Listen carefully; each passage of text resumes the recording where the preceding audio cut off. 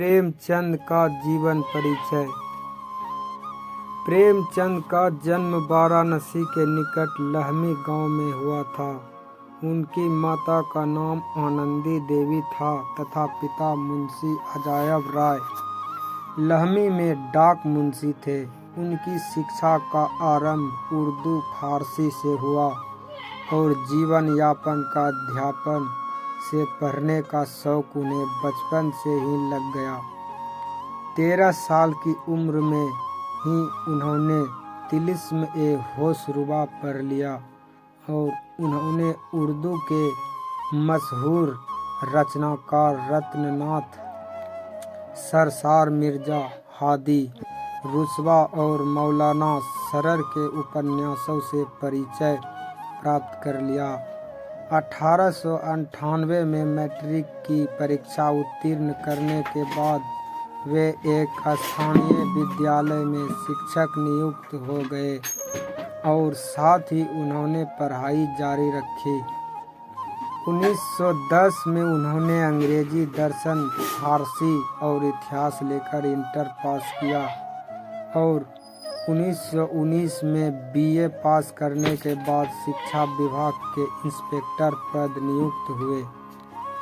7 वर्ष की अवस्था में उनकी माता तथा 14 वर्ष की अवस्था में पिता का देहांत हो जाने के कारण उनका प्रारंभिक जीवन संघर्षमय रहा। उनका पहला विवाह उन दिनों की परंपरा के अनुसार 15 साल की उम्र में हुआ, जो सफल नहीं रहा। वे आर्य समाज से प्रभावित रहे, जो उस समय का बहुत बड़ा धार्मिक और सामाजिक आंदोलन था। उन्होंने विधवा विवाह का समर्थन किया और 1906 में दूसरा विवाह अपनी प्रगतिशील परंपरा के अनुरूप बाल विधवा शिवरानी देवी से किया। उनकी 3 संतानें हुई, श्रीपत राय, अमृत राय और कमला देवी श्रीवास्तव। 1910 में उनकी रचना सोजे वतन, राष्ट्र का विलाप के लिए हमीरपुर के जिला कलेक्टर ने तलब किया और उन पर जनता को भड़काने का आरोप लगाया। सोजे वतन की सभी प्रतियां जब्त कर नष्ट कर दी गई। कलेक्टर ने नवाब राय को हिदायत दी कि अब वे कुछ नहीं लिखेंगे, यदि लिखा तो जेल भेज दिया जाएगा। इस समय तक प्रेमचंद धनपत राय नाम से लिखते थे।